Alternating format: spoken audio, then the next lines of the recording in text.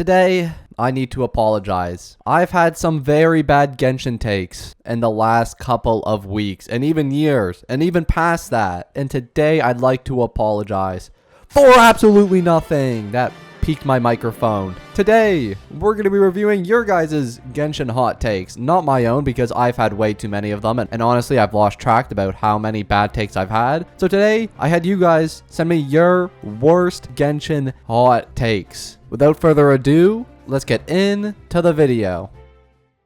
Our first hot take comes from Hitachi 6000. They said the gacha system is great, and without it, Genshin wouldn't be nearly as fun. With this one, I'm gonna have to disagree. I mean, this is a hot take. You're telling me I wouldn't have more fun in the game if I didn't have to spend hundreds and hundreds of dollars to get characters I want to play? I'm just saying, I think I might have a little bit more fun if I could save a bit of money. I think maybe if they reinvented the gacha system in a way where we didn't have to spend hundreds of dollars, because realistically, you have to spend at least $200 to get a character you need. I think maybe if they could minimize that and find a way to make it less money or less primo gems, then maybe I could come around to this comment and see a way where I would enjoy the gacha system, because right now my wallet is in an abysmal state. The next one here comes from Luna, the Moon Dragon. They said Zenyatta is good actually. She just needs to be built as a physical DPS instead of a shielder. Now, I actually tend to agree with this comment. I think you can really make any character in the game good as long as you build them in the correct way. And actually, I find that physical builds are very fun. I built my Kuki Shinobu, who was by no means meant to be a physical unit, as a physical unit, and you know what? She does decent damage. I think you can really build almost any character besides Catalyst in the game as a physical unit, and they will be really fun to play. Now, I cannot speak for Zenyatta on a shielder build because I've never tried it before, and I don't even know how strong her shield is, but I can probably guarantee you it's not as good as Zhongli's, so there's no point to it. But physical Zenyatta with the spinny move, I'm sure is a lot of fun. That being said, my Zenyatta will never be taken past level 20, and that's because I still refuse to accept that she's a rock star. Xinyan's the name in rock and roll. With a country accent! Those two things don't add up. You're not... Rock and country are two separate genres. This next comment comes from Avis Cupids 123. They said Chichi is the best character to lose your 50-50 to. Now, I feel like this is definitely a matter of opinion. I don't think there's any right or wrong answer to which 5-star you should lose your 50-50 to. It really, at the end of the day, depends on what characters you like. However, if we're talking in terms of the meta, I'm sure there's better things to lose your 50-50 to than a Chichi. Mona is one of the best subs DPSs in the entire game. Jean, great healer, great animo support, probably a tiny smidge better than Chichi. Tingari, great Dendro applicator. Other than that, I can see Chichi being better than Dia, Keqing, and Diluc, so maybe she would sit somewhere in the middle if we're talking about meta, but if you're just going on what character you like, then I think Chichi, you know what, could be pretty high up there if for some ungodly reason you're a Chichi main. Alright, so there's a lot of comments that kind of follow the same baseline, so I'll just include them all here, and my favorite one at the top. So, Victory Rusa said, I actually despise the plot is too much to read, folks. They don't deserve a skip button. Try playing the game or look for one that satisfies you better.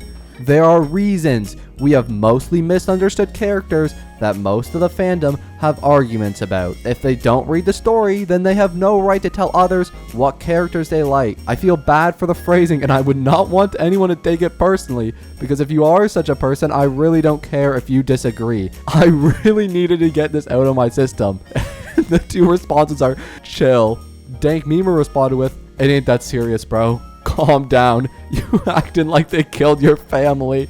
Yeah, I kind of regulate under the same baseline. I do not think it is that deep. I don't think anybody should care that much about the story of Genshin Impact. And if you do, fair enough. If you're a story person and you love the story of Genshin, you know what? To each their own. It's not my favorite story in the world. It's a bit too complex for me.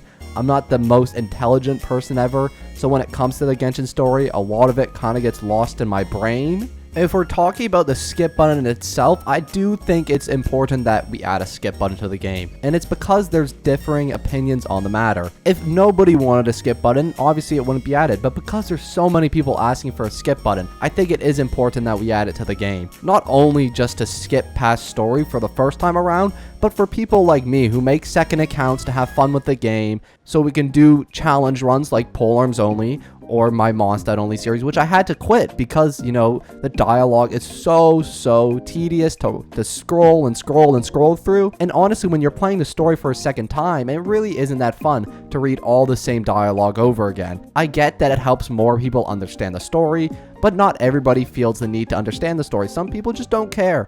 And if you want to have an opinion on it, then you should probably pay attention to the story. The other part of this comment, which says you shouldn't be able to have an opinion on characters if you don't play through their story and understand them on a deeper level, I think is a little extreme. I think people can still have their favorites if they don't play through their character stories. In fact, some of the characters don't even have character stories. It's like me saying, okay, so if you want to be a Kazuha main and you want to talk about Kazuha, you have to go to his profile. You have to read through all 6 character stories, memorize all of this.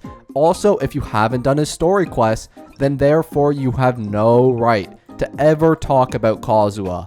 It's just a little bit extreme. If you want to like a character, then honestly, for all I care, you could just do it based on looks. The only reason I like Arataki Ito is because he has a 6-pack. Anything wrong with that? Nope. Our next comment comes from PokeLove. They said the AR-60 rewards are trash. I mean, this is like the least hot take you could have. This is just a fact of the game. These rewards for playing like minimum 1,000 to 2,000 hours is absolutely ridiculous. And I just wanted to show this comment to reestablish that. These rewards are a joke. Hoyoverse, please give me more gems. Please, it's not even a joke anymore. I'm really poor. I need gems. Look at my Fontaine savings, Hoyoverse. This is all I have left. Give me my gems. Our next one here comes from 00. They said, Zhongli is one of the most boring character in terms of gameplay and design. He is the color palette of a cockroach, and his gameplay is literally hold E, then swap off. Now, there's 2 parts of this comment. The first part is the design of the character, which I actually tend to disagree with. I think Zhongli actually has one of the coolest designs in this game. I think he has some really dope animations like the one we're seeing here. In terms of his voice lines, I mean... Osmanthus wine tastes the same as I remember. Osmanthus wine tastes the same as I remember. I don't think I'll ever get that out of my head. But I actually do quite like his design. I like the little rat tail on the back. And honestly, I think his whole fit is actually kind of cold and really fits the Geo Archon, you know, stereotype. In terms of his gameplay, I mean, isn't that just every single support in the game? I can think of like 10 characters who click E and then jump off the field. Mona, Zhongli, Fischl, Albedo, Yaimiko, Layla, Kirara, Goro, Mika, Lisa. I mean, literally every support in the game basically does what you just described. So it's really hard to, you know, dismiss Zhongli for that one fact when it applies to so many characters. Like, one of my favorite characters is Fischl, and literally all she does is put down Oz and get off the field. There is nothing else to her kit. She might as well not even be the character. I mean, Oz is the main character that you use. Fischl does not exist. The next one here comes from Kira. They said that the meta sucks, and just play how you want to play. Genshin meta shouldn't exist. Now, I think it's different for different people, as with a lot of these things. The meta really just applies to, you know, the very few theory crafters who still exist in the Genshin community. I don't even think there really is a meta anymore, to be honest. I mean, there is for floor 12 of the Spiral Abyss, but that's the only time in the game you would ever need the meta of Genshin Impact. There is no content in this game that requires meta teams. So I do agree with his comment in a way that the meta isn't fun anymore because there's no content challenging enough to use the meta in. Of course, with the exception of the Spiral Abyss. But obviously, a meta will always exist for the game because people will still theory craft. People will still put together these crazy OP teams. And the meta will always evolve because that's just the way this game and most gacha games tend to go. Our next comment comes from TK. They said that 160 resin in enough. I'm going to imagine they meant is enough to get good artifacts, and artifact farming is fun. I think at this point 160 resin isn't enough. I would say up until probably about 3.0 I would say 160 resin was enough. But now, with how far the game has evolved and how many more characters there are, I don't think 160 resin is enough anymore. I do think they should increase the cap to 240 because we've had so many updates with so many new characters, and you just need so many resources to upgrade each individual character and get stuff like weapons and artifacts and, you know, talent upgrades. I do think at this point they should increase the resin cap. As for artifact farming being fun, I mean, to each their own. I don't find it fun anymore. I wish they had some sort of co-op feature in the game where you could do artifact farming with friends in a more interactive way. I know that you can do it with friends. I just wish there was a way to make it more interactive so that it's not just each person using one unit and bashing an enemy's skull in. I don't know personally what I would do for that, but, you know, Hoyoverse, I'm sure, could come up with some sort of way to make it more fun.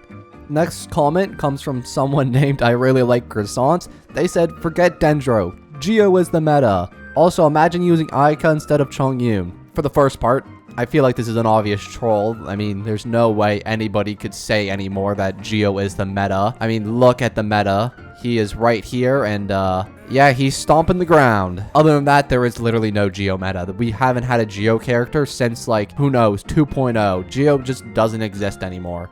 If we look at our roster of Geo characters, we literally have 7.